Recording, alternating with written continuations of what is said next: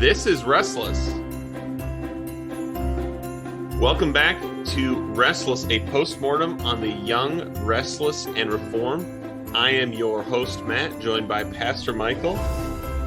And maybe instead of being a postmortem on the YRR, soon we will be a discussion of Anglicanism and evangelicalism. It will have to be, as all of the YRR seem to be gravitating in that direction. Maybe that's not true. That seems like a bit of an overstatement, but we'll find out, I guess. It will admittedly be difficult for me, who knows nothing about Anglicanism. Yeah, that's basically how I feel. And that is why we are happy to have a guest with us tonight who knows at least more than we do. We are happy to be joined by Pastor Philip Ryan. He is a PCA pastor. Philip, welcome to Restless. Thanks, guys. Thanks, Matt and Michael, for having me. Yeah, we are glad to have you. We are here to talk. We are here to start a conversation that will likely be ongoing in some ways about, I don't know if we want to call it the rise of Anglicanism. There's no fall yet, but it's at least on the rise. Right. Yeah, no, it seems like pretty high profile people lately. But even just in smaller amounts, there seems to be a move, whether that be from Presbyterianism. I see it in the PCA for sure, but also now more widely in kind of the circles we talk about. You've seen recently Russell Moore, Beth Moore, no relation. I don't know. Actually, I don't know if there is. Ray Ortlund. I don't think there are. Ray Ortlund. Yeah, I don't think there is. Yeah. No, so we've seen these moves anyway of pretty big names in these kinds of circles that we deal with New Calvinism. And so we wanted to figure out what's going on. Right. What is this? Why is this happening? And especially being who we are. I mean, so we are very much in the Midwest. Anglicanism is not big in Wisconsin. There's not an Anglican within 500 miles of us. You have to go to Chicago for those. But that's why we're glad Philip's here. Philip, will you tell the audience a little bit about yourself and maybe a little why we're talking to you tonight? Yeah. Well, again, I'm glad to be here. So I am pastor of Marion Presbyterian Church, which is in Marion, Alabama. It's okay if you've never heard of it. It's a small town in the Black Belt region of West Alabama. I'm bivocational, so I actually live in Tuscaloosa, which is a metropolis for the region. Yeah. And I did pulpit supply there for 2 years, and then I was installed and ordained there as their pastor in 2020. And married for over a decade and got 2 beautiful little girls. And we're talking today because you said on Twitter, would anybody be interested in talking about Anglicanism? And I said, yeah, I've served in an Episcopal church for a year and moved in the process of ordination there. And then we left and came back to the PCA. You're right. Like, that'll work. That is a good place to start. Yeah. So when you say you were in the process of ordination for the Episcopal Church, were you raised in Episcopalianism or Anglicanism? So no, but sort of. So I was raised, and I forget which one of you said it, but I was actually raised in an E-free church. Okay. Yeah. And my parents divorced, and my mom went to my grandparents' church, which was a Pentecostal Assemblies of God church. That's what I was really formed in. I went to undergrad at AG Christian College in Missouri. But my grandmother was raised Episcopalian, and so was the whole family. And so she always told me like her ideal church would be a charismatic Episcopal church. Wow. And those actually existed. A guy named Dennis Bennett in the 70s, when the charismatic movement was really sweeping across the church, regardless of denomination almost, he had this experience of baptism in the Holy Spirit with speaking tongues. And then he announced very boldly to his Episcopal church that he's had that experience, and they kicked him out. And he landed at another church, Episcopal church, and started preaching gifts and things like that. So it was kind of in the waters. I actually have, I don't have many Anglican books anymore. We could talk about that later. But this is my grandma's Book of Common Prayer, the 1928 edition. So Wow. it's very well worn, but she gave it to me when she thought I was going to become an Episcopal priest. I don't have the heart to give it back to her. It's mine Yeah. now. So we need to start here with an explain it to me like I'm 5. What is the difference between Anglicanism and Episcopalianism? Yeah. So there's no difference Okay. in one way. I mean, the Anglican Church is just the Anglican Communion is the worldwide churches that are in relationship with the Archbishop of Canterbury, who's kind of the de facto head of the Anglican community. He doesn't nowhere near the same like power like the Pope has, but he is the representative of the communion. So when they have big bishops conferences, which I think they're getting ready for one, where they summon in like all the bishops from the world, it's the Archbishop of Canterbury who calls for that type of meeting. So that's, there's Anglican churches in Uganda, in Southeast Asia, all over the world. The Episcopal Church in the United States it used to be called the Protestant Episcopal Church. And just like Presbyterians, it's mainly just giving a nod to the way they structure their church government, right? They're Episcopalian, they're Episcopos, they have a bishop who oversees other shepherds. When the conservative got kind of fed up with the Episcopal Church in the early 2000s, after a couple of failed discipline cases of like bishops in the United States, like Gene Robinson, who was an openly gay bishop who was ordained to the office despite like unanimous disapproval of the rest of the Anglican Communion, the Episcopal Church went ahead with that. And that really heightened the urgency. And so there was a split led by Robert Duncan, who was the Bishop of Pittsburgh, and several other like-minded churches. So there was a split of conservatives that formed, and they needed to name it something, but they can't name it Episcopal. So we can use Anglican. So they formed the Anglican Church of North America. And this is the denomination when we talk about these evangelicals, they are going to the they're going to ACNA. There used to be early on like some African bishops were doing reverse missionary work pretty much, and ordaining bishops. There was something like the Anglican Mission in America, AMIA, that had oversight with bishops from Africa. And then there's also the Reformed Episcopal Church, which split in the 1800s in a response to the Anglo-Catholic movement, the Oxford movement, the high church that was kind of sweeping through. All of those, when the ACNA was formed, all of them came kind of under that umbrella. Okay. And I don't know too much about that because I ended up in the Episcopal Church, but there's their own complications going on of how that's playing out as they keep maturing as a denomination. Interesting. And like most church communions, the based churches are the ones in Africa, it seems. They're the ones, yeah. They're not putting up with any shenanigans. Yeah. So tell us a little bit how you came to be, on the track to ordination in the Episcopal Church. Yes, this is probably one of the weirdest stories. So I went to back it up, and when you talk about the Young Restless Reform movement, and when you start documenting movements, you realize that stuff was going on way earlier. So I was at Covenant Seminary from 2010 to 14. And while I was there was a couple of ACNA guys, because again, there wasn't too many schools they could go to. You can't go to an Episcopal seminary. There's only like 2 semi-conservative ones left. So anyways, we had a couple there. And then when I was getting ready to graduate, there was a couple of guys a year or two behind me who started attending a conservative Episcopal church in St. Louis. And anyways, fast forward, I was looking for a call. I was finishing up an internship at a PCA church in Atlanta, and nothing. I wasn't getting a call. The internship was ending. I needed a job.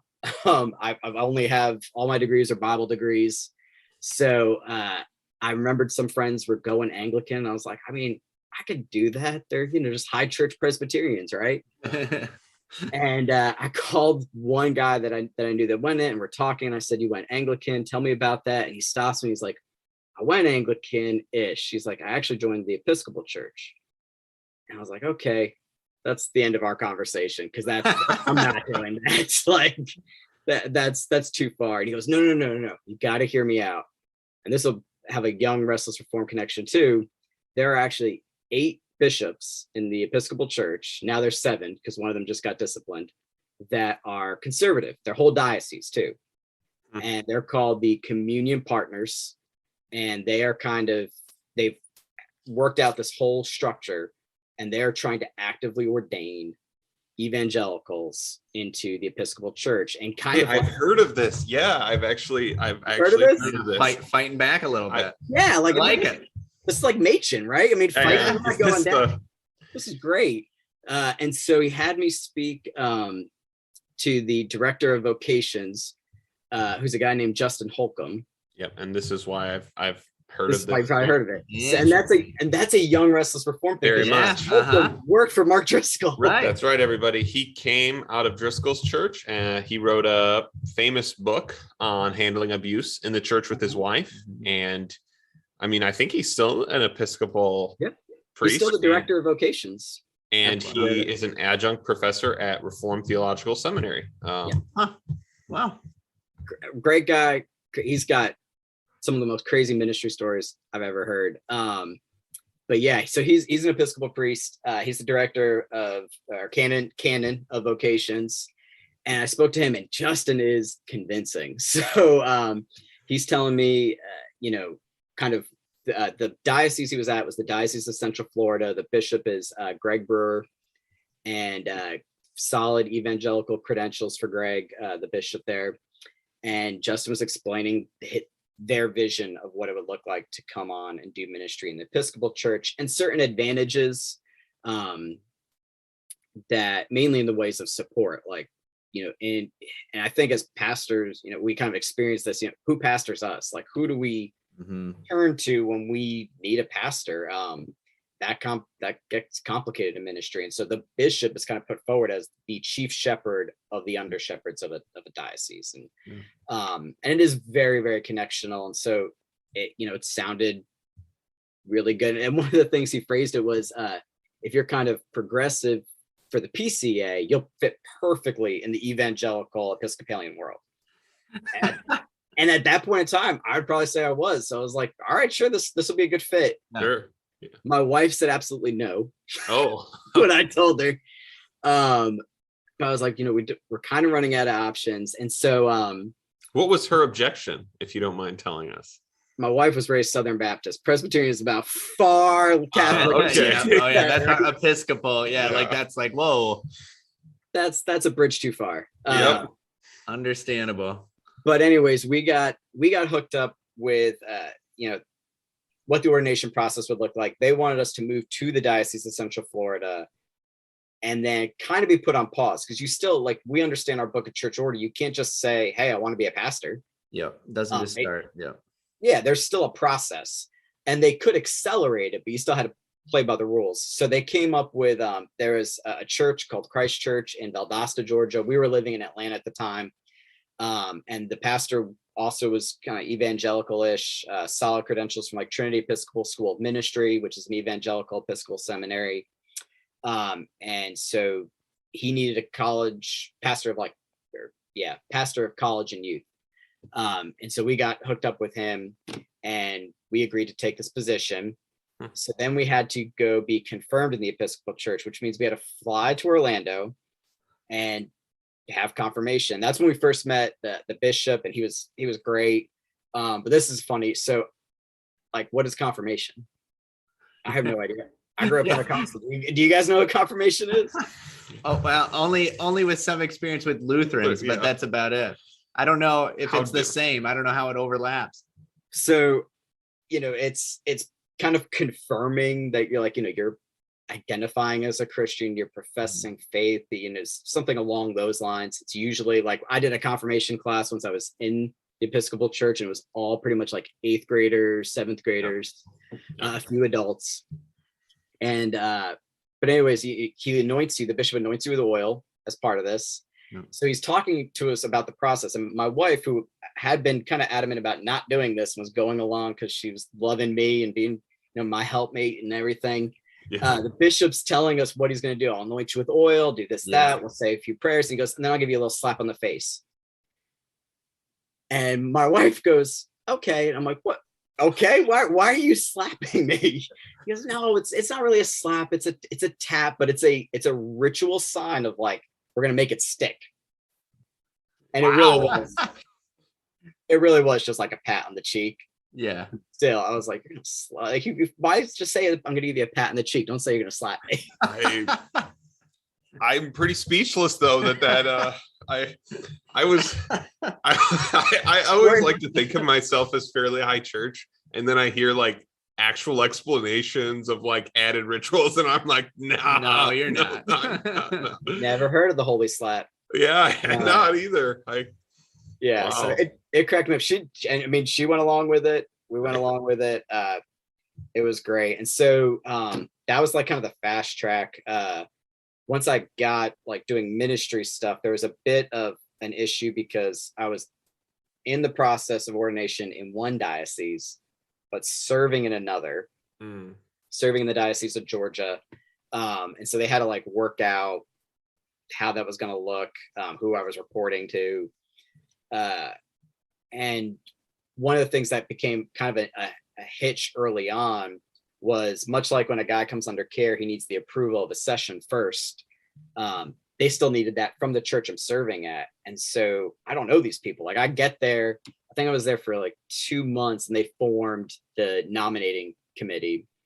And then I met with them for a few weeks to discuss like what it was going to look like to move forward in ordination.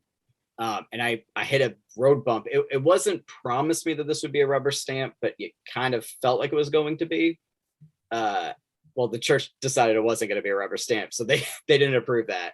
And one of the reasons they gave, which was fascinating, was I was told from one of the members, and I loved all the people there, but he was very sincere in this because he was Episcopalian. He said, you need to experience a full church calendar year.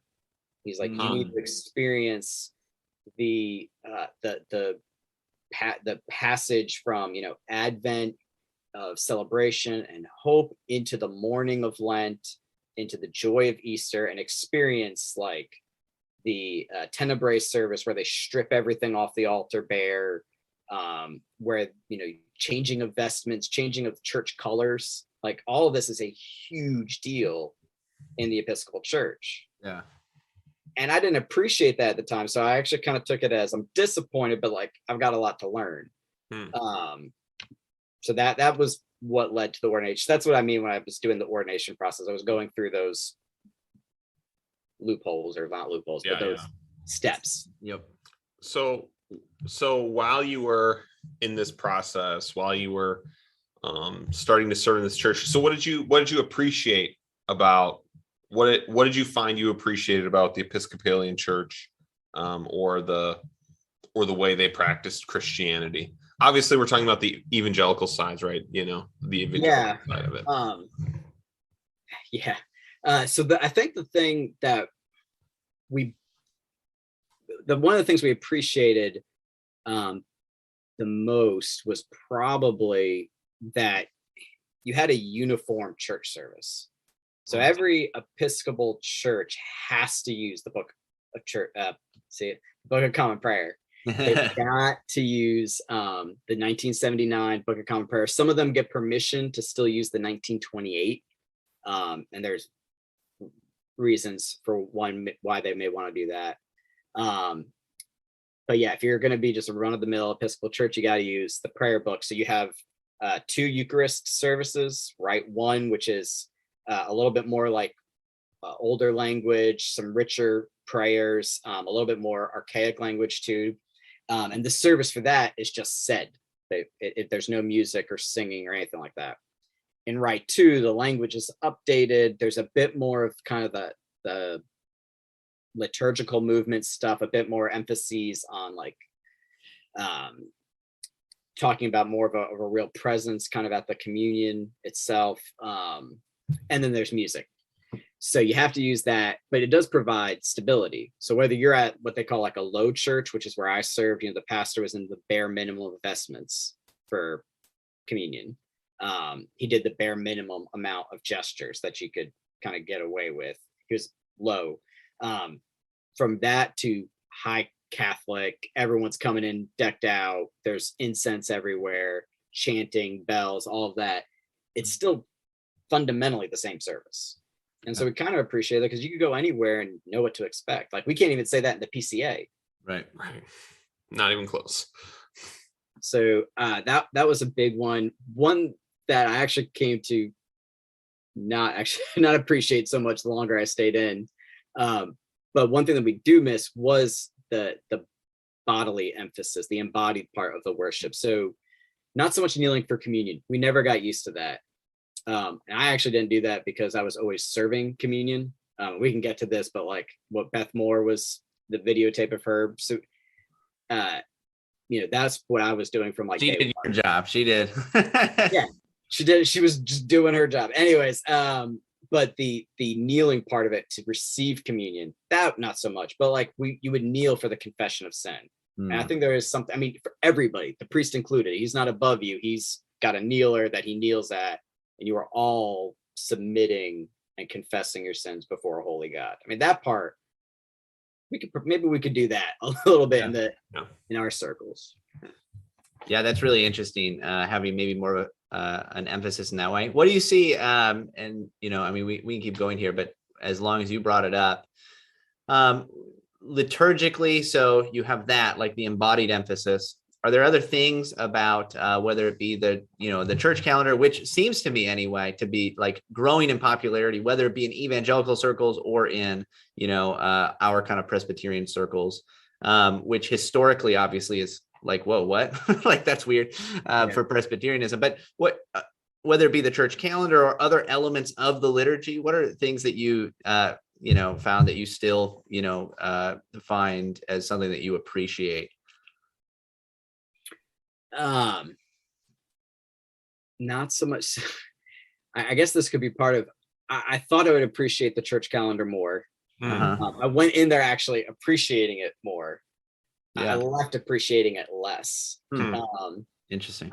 I think one of the things that I guess I would say that I do miss, not so much. I guess it would play into the liturgy, but there, at least for when it came to coming to the table, and the prayers that they would have, you knew what to expect, but they are rich and deep. And I would say for the most part, especially the Rite One service, which taps into Cranmer's own kind of Eucharistic communion prayers, I think those are rich and could be beneficial to have in your liturgy. So like a high church Presbyterian that's tapping into liturgies from Calvin or something like that are just that have these deep prayers. Like we could use a little bit more of that. And I guess like what Terry Johnson talks about in his leading worship book, like having a lot more mindfulness going into those types of parts of worship. So like, we're big on kind of contemporary or extemporaneous moments of prayer, which is good. And I missed that when I was in the Episcopal church because you don't get that. Everything's always rigid. We could probably use a little bit more thoughtfulness into like the prayer of the people is what they call it. We would consider our pastoral prayer. Yeah. And one thing actually I would say with that, I've adopted it when I do the pastoral prayer. I always pray and name politicians, and that's something in the liturgy. And it was really telling during the 2016 election, which is when I was there. We were praying for Barack Obama every Sunday. I was in a very politically diverse church. I mean, I had a lot of people that were not happy with him, and yet they prayed for him every Sunday. And then when Donald Trump became president, and a whole other group of people now were not happy, but they still prayed for him because he's the president.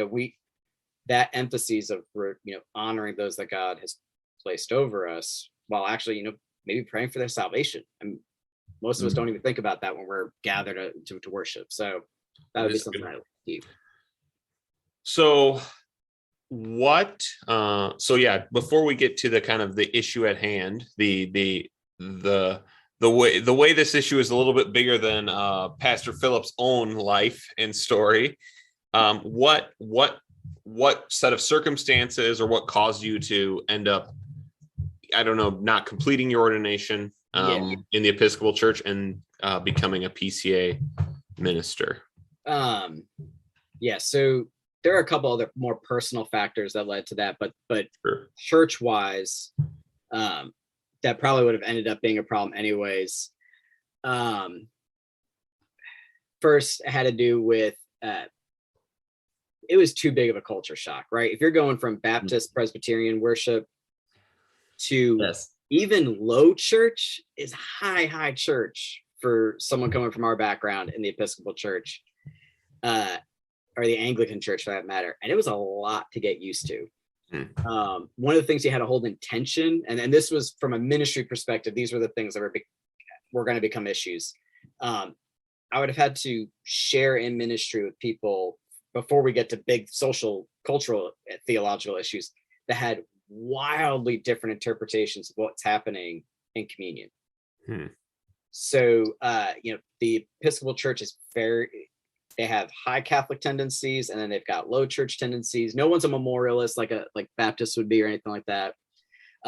But some, believe pretty much almost in some form of transubstantiation or consubstantiation. And to give an example, I was at a youth retreat camp thing, and they have to have a chapel service. So there's always a priest kind of on charge.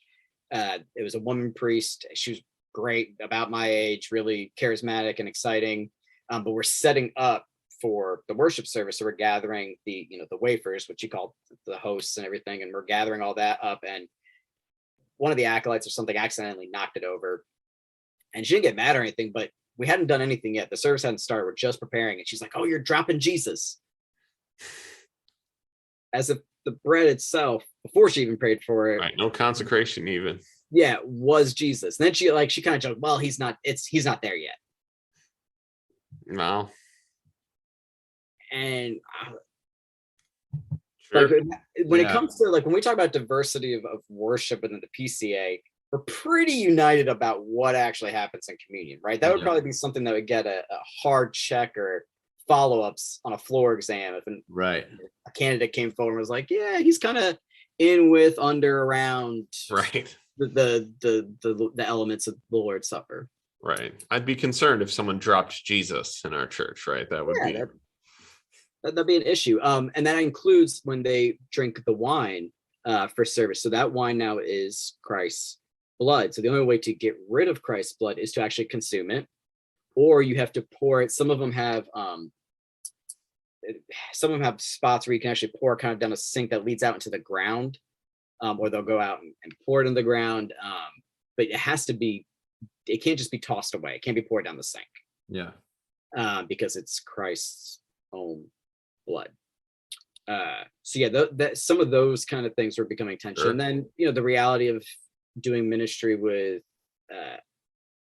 not just what we're debating in gay pastors, but like openly gay pastors that are married to other men or married to other women, if they're women, transgender pastors now, and actually, you're expected to do ministry with them in the Episcopal Church. The Anglican Church is not going to have that issue, but in the Episcopal Church, while trying to be evangelical, it'd still be expected that you do something with these people. How do the evangelical, priests and bishops try to work that out? That just, it just sounds to me like that just can't happen, right? Like that's how it sounds to me, but like, how do they try to make that work? So one of the things they started to try to do, this is playing out in different ways. One of the things they try to do is, even though you may be in a diocese of a bishop, maybe you just have such issues with that bishop as the church that you could request oversight from another bishop. So the Bishop of Central Florida had oversight of a church in Kentucky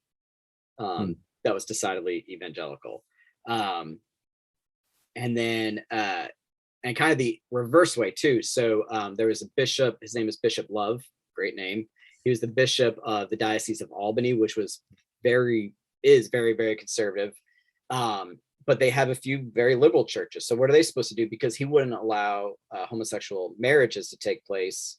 And he was actually disciplined for it in 2018 and left the Episcopal Church. So he was disciplined for it because they're revising the liturgies of the church. So then they were saying he couldn't, outright do it. But one of the ways they were doing this or getting around it was very liberal churches and conservative dioceses could ask for a very liberal bishop to oversee their church. So that's kind of how they get around it. But it sounds untenable because it is. Yeah. This is a pretty hard sell. So tell me what is the attraction? Why is soon half of TGC going to be Anglican? And why is Ray Ortland already Anglican? And what is this? What's behind this kind of this seemingly new movement? And now when I meet people on Twitter or online, it feels like a bunch of them are suddenly Anglican. Yeah. So, I mean, all those people moved to the ACNA, and it is very similar. So I think I can still speak to some of it. And I would say for some people, it's, we want this, evangelicalism is just like new as a movement. I mean, we can say our beliefs are very old. I mean, they're biblical, but like the movement itself is historically young. I think you saw that in some ways with the Young Restless Reform movement of trying to get back to the old guys. So, we went back to, the 1500s with the Reformation, and we're reading Martin Luther and we're reading Calvin, and great. I think the Anglican cell is, even though it came around the time of Reformation, its claim is not that, right? It is the whole, it's a holy Catholic apostolic church. We are actually, there were Christians in England before the Reformation. That's the lineage we kind of go back to. So they have a good claim that we're, an even more ancient church. And so that kind of tags into the worship stuff of the ancient modern worship movement that like Robert Weber's stuff. Fun fact too, the dean of the cathedral in the Central Florida Diocese is a guy named Reggie Kidd, who was a PCA pastor and is now the dean of that cathedral. That happened way before all this too. So I think some of it is this longing for even more connection to history. I think it's a response to the kind of marketing, big production that we have in worship right now, where it's entertainment. The Episcopal, Anglican, liturgical, it's not really entertaining. I mean, it is often solemn. There's an order to it. So it is kind of enchanting that way. It can make you feel like you're doing something really holy. And then I think, especially with people like probably Beth Moore, it can promise a grass is greener view of women.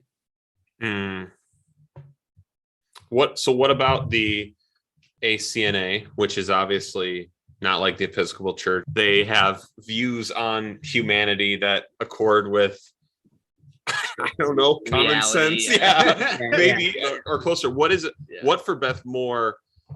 Right, leaving the Southern Baptist Convention. What about the ACNA? What is the greener pastures of roles for women or views of women that? Well, so you have I'm sure you guys saw Twitter losing its mind over Tish Warren's New York Times piece where she dared to challenge people to go back to church and worship. Right. It's a crazy thought. I know, but, it's wild.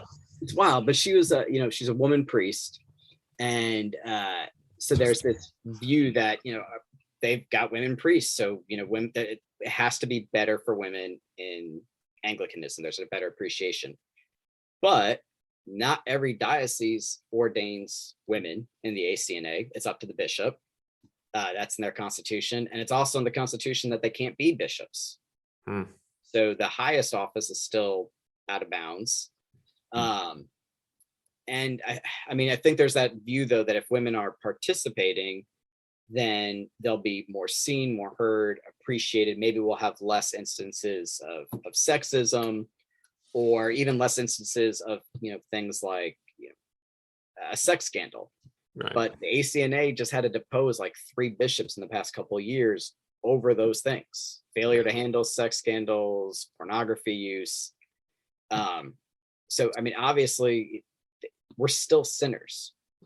That's not gonna be the thing that's gonna save us, as if, you know, a woman's now serving as a priest, or it's not going to be bad for women. And I'm not saying they are bad to women in the ACNA, but it's clearly not solving all the problems that egalitarianism promises.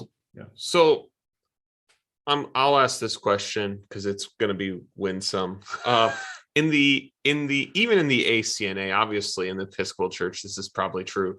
Can you just believe anything? Because when I see people like arguing for Anglicanism, right, I see some people, right, I think, and it's probably these two groups that are going there for different reasons, right?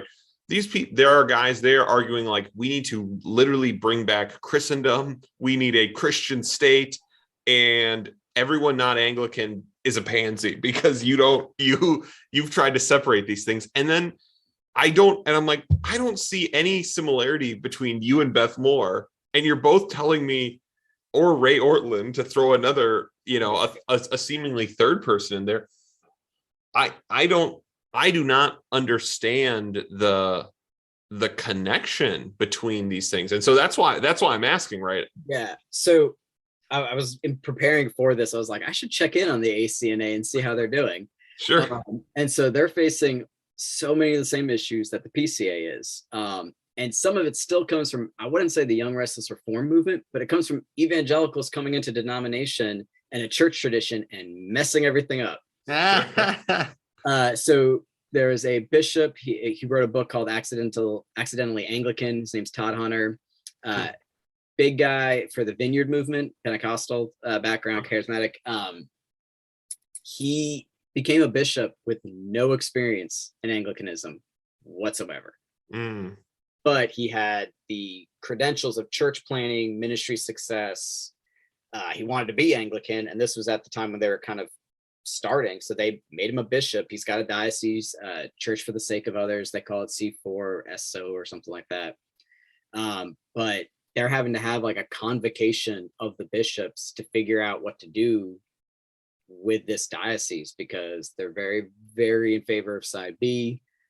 There's a big dust up about that. The bishops wrote a kind of a human sexuality report, and it aggravated a lot of people. And there was a kind of a response to it from a side B perspective, and it's created consternation there. And he was one of the bishops that kind of responded to his other brothers saying, you know, we should just get along with this side B way of talking about human sexuality and being a gay Christian.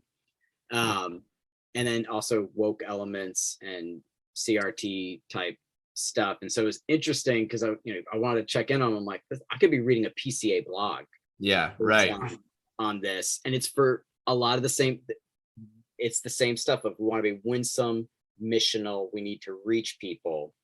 And the way we do it is to less adhere to like the traditions of our theology, confessions, prayer book in their case. You know, we got to do winsome that way.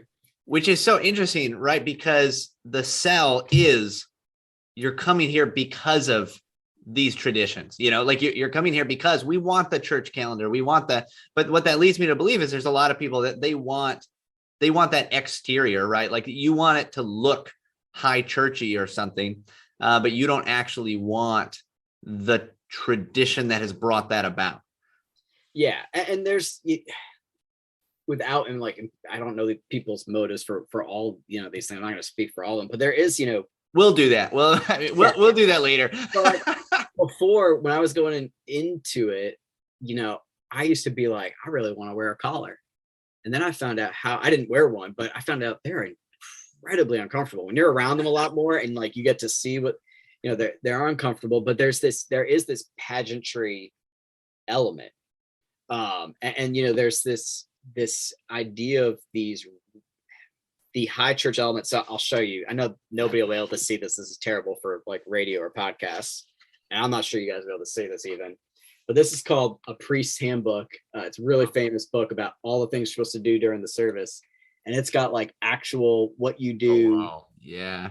And then there's another page where it walks you through the Eucharist and tells you what you should be doing at exactly which moment. So those aren't gang signs when they're throwing their hands up. No, these are the signs of what you're supposed to do when, if you don't do them right, you will get feedback. So the priest I served under, remember I said he was low church. When you lift up to consecrate the main Eucharistic host, he would like barely lift up. He'd be like, what's up? Because he's low church. He doesn't want to elevate. He doesn't want, Sure. to make it seem like he's doing more than what he believed was actually happening. And he told me like, early on that he got criticized for that at a parish, not the one we were at the time, but he got criticized at it early on in his career because he didn't raise it higher. Wow. And so I think there's this appeal to ritual. Like, I feel like I'm doing something. Yeah. And it kind of borders on works in some ways. If your heart is put that way, like, I'm doing this now, so see what I'm doing for you, reward me in some way. So it's ritual, but to come back to my question, can I believe whatever I want? In the Episcopal Church, I'd say probably. I mean, like, think about it this way: some of the highest Catholic churches, I can send you guys one that you would love.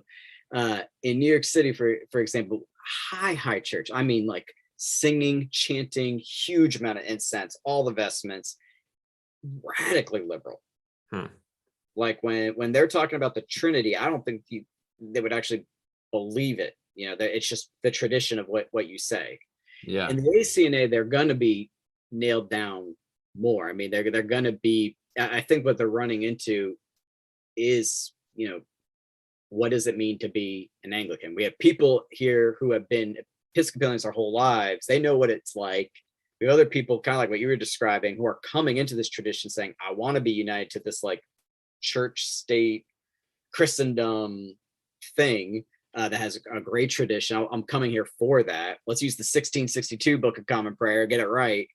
But then you got other people that are like, I really like smells and bells. I want to be in this atmosphere of holiness. And I don't really care too much about the other stuff.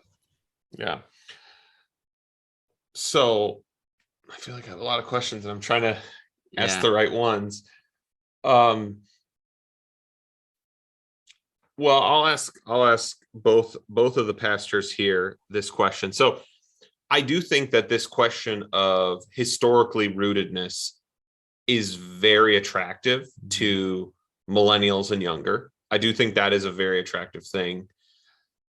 How would you guys answer to someone? Because I mean, right, we see this with some of the draw to Anglicanism. We see this with the ortho bros who are not very nice on the internet. We see, this attraction to these, right? It seems like whoever can claim the highest level of rootedness, regardless of how spurious some of those claims are, right there, that's a good selling point at this point for especially young men. How would you guys respond? You guys are both Presbyterian ministers. How would you talk about this? And so, Philip, why don't you start, since you were in, right? You were already part of one of those communions.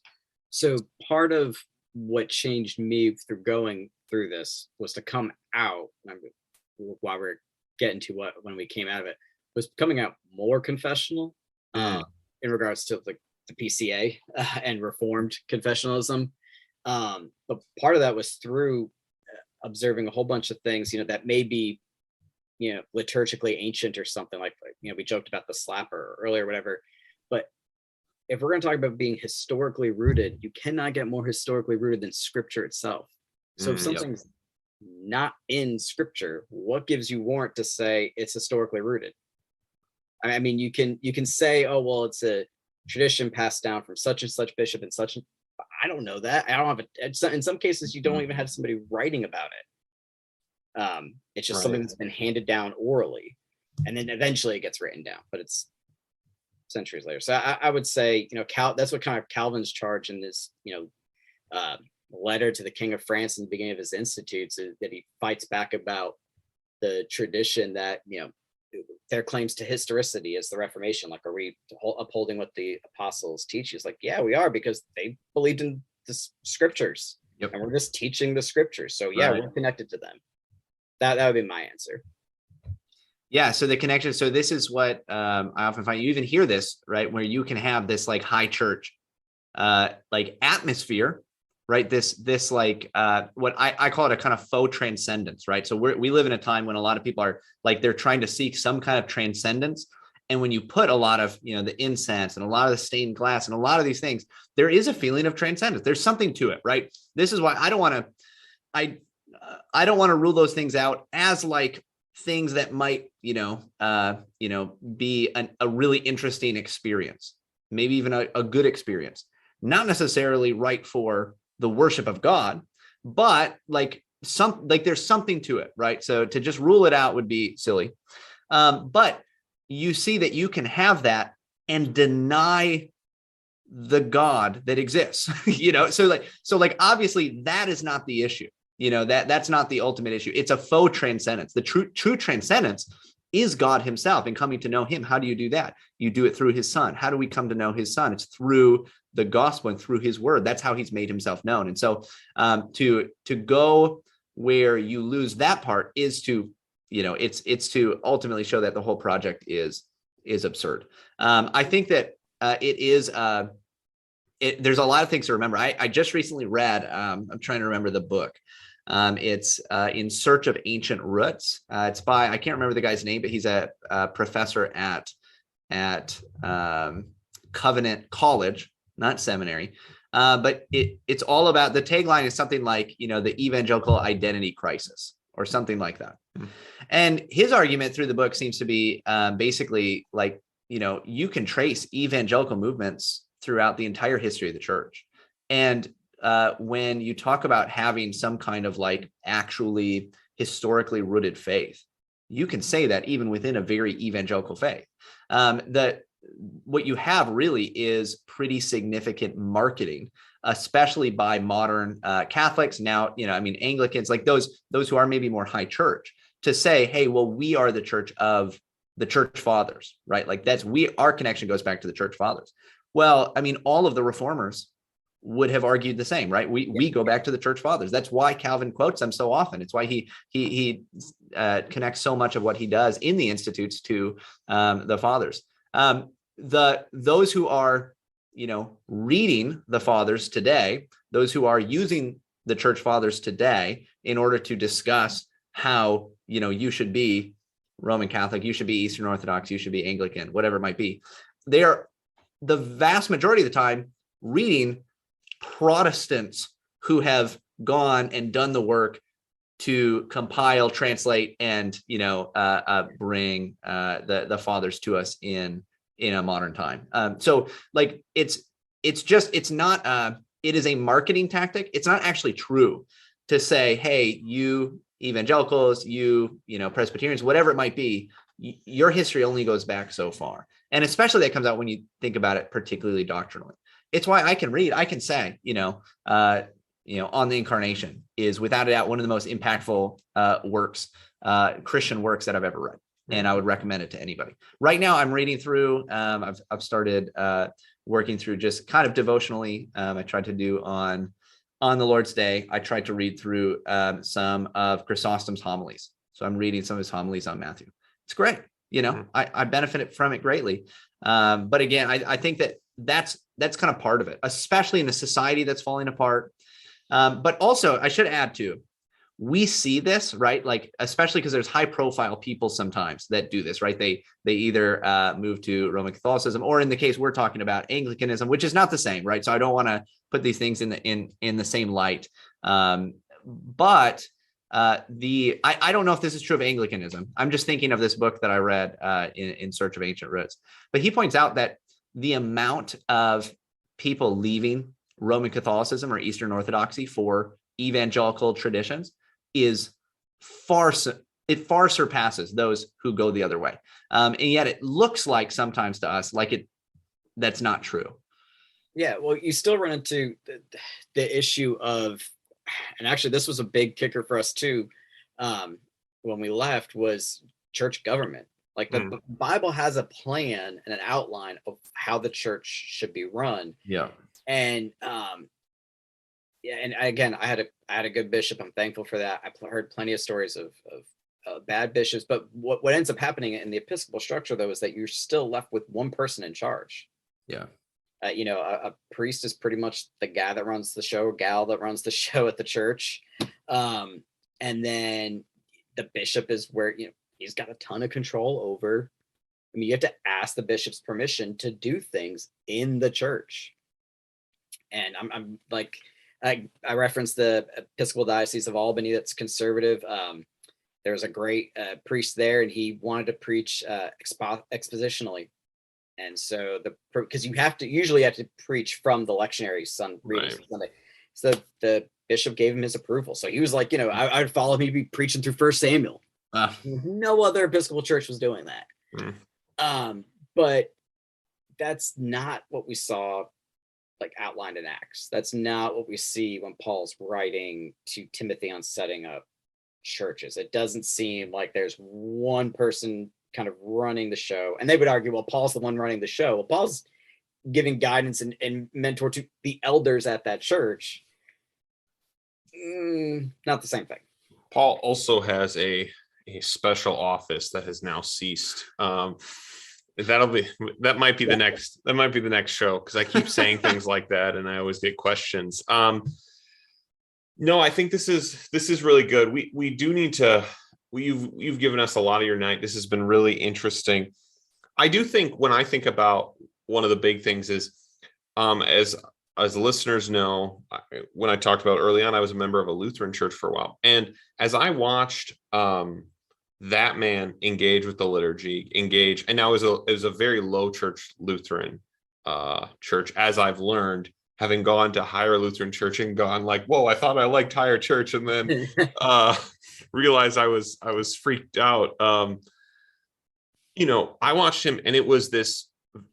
He's a very godly pastor, very godly minister who I have the utmost respect for. But two, it was he was doing this out of a true conviction. I have visited even some, whether they be Reformed-ish or Anglican, of these kind of young people trying to do these things. And the experience is not even close to the same, because it does feel like we are trying to make this happen. And it's this kind of interesting, this is just a great tweet, I believe even from an Anglican from a long time ago, is that, you,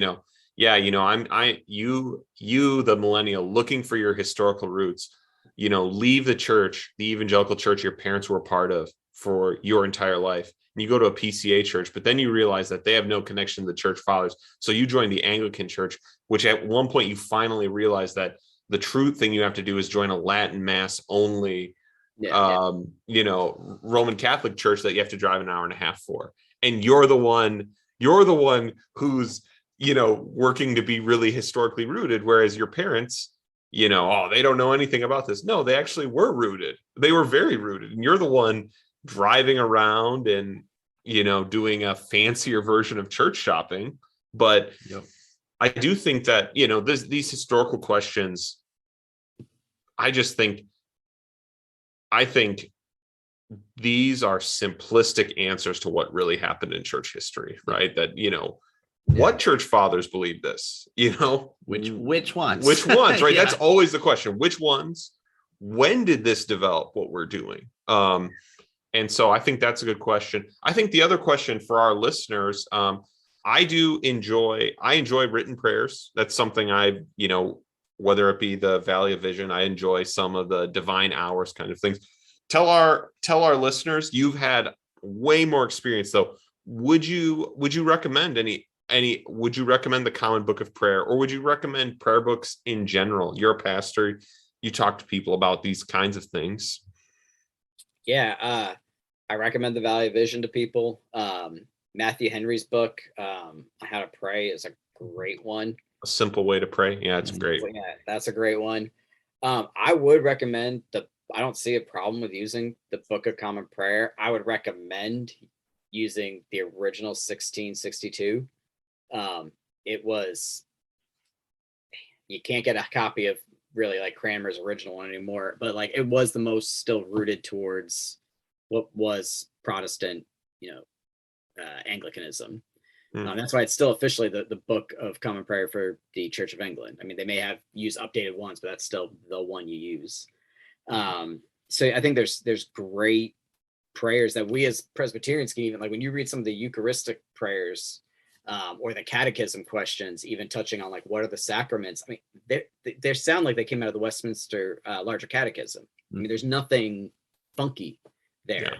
Yeah. And so I love one of the Advent collects, one of the prayers for Advent in the Book of Common Prayer is about Holy Scripture, and it talks about that you would learn, mark, read, and inwardly digest the Word of God, and it's just vivid and impactful and consuming, and that's what I want when I approach Scripture. I want to have that desire towards it. So yeah, I think they're good. 79 and whatever is about to come out of the Episcopal Church, probably not. So, and then let me ask, so if someone listens to this, they order one of the, I don't know what you said, the 1662 version.